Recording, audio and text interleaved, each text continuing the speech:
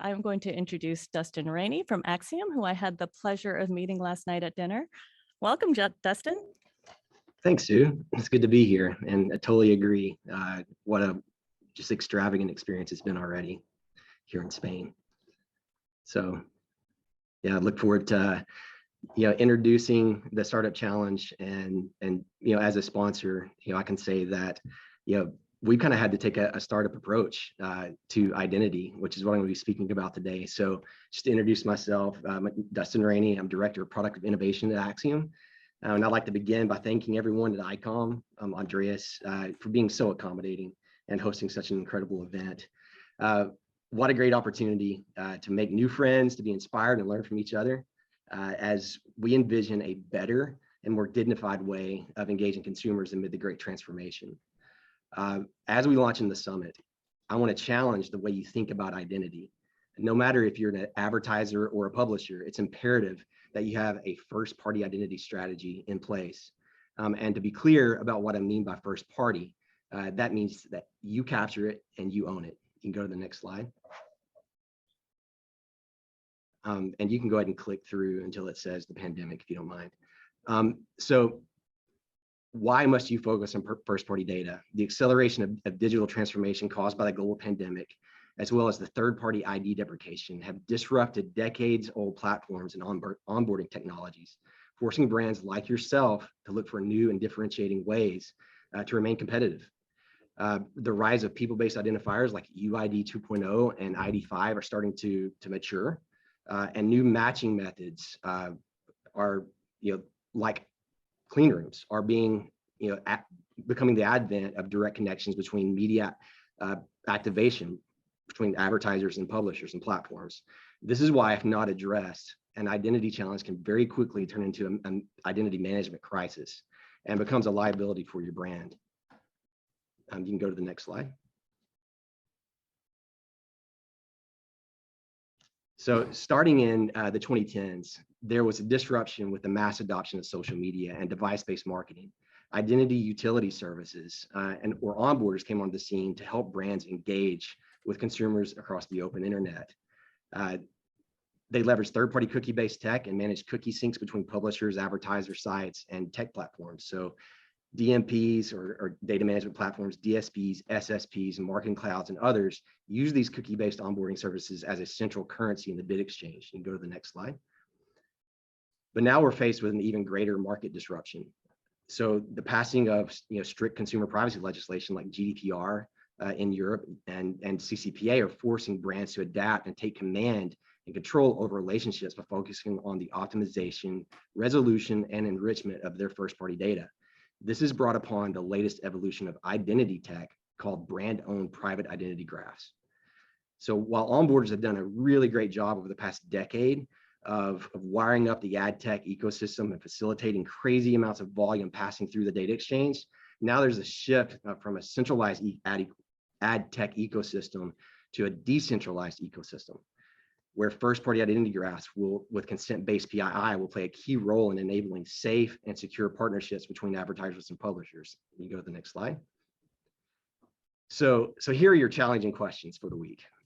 Are you unlocking the full power of your first-party data? Are you collecting data at every digital engagement? And from what I've seen, a lot of brands don't have the right technology in place to do this and are missing out on a huge opportunity to understand more about their customers. So they're dropping a lot of that first-party data and the possibility of capturing that first-party data on the floor. Are you optimizing use of your first-party data with a brand-owned first-party identity graph? And then are you informing your enterprise platforms and channels of engagement with a unified customer view?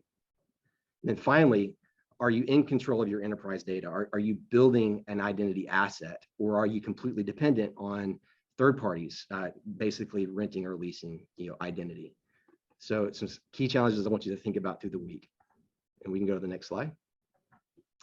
So if you find yourself having difficulty answering these questions or want to talk about some new ways brands are overcoming them, we'd love to help. Acxiom's mission is to empower brands to manage and measure their marketing through independent control of identity and data. You can go to the next slide. So we believe the value exchange should be simple. It's between customers, brands, and publishers.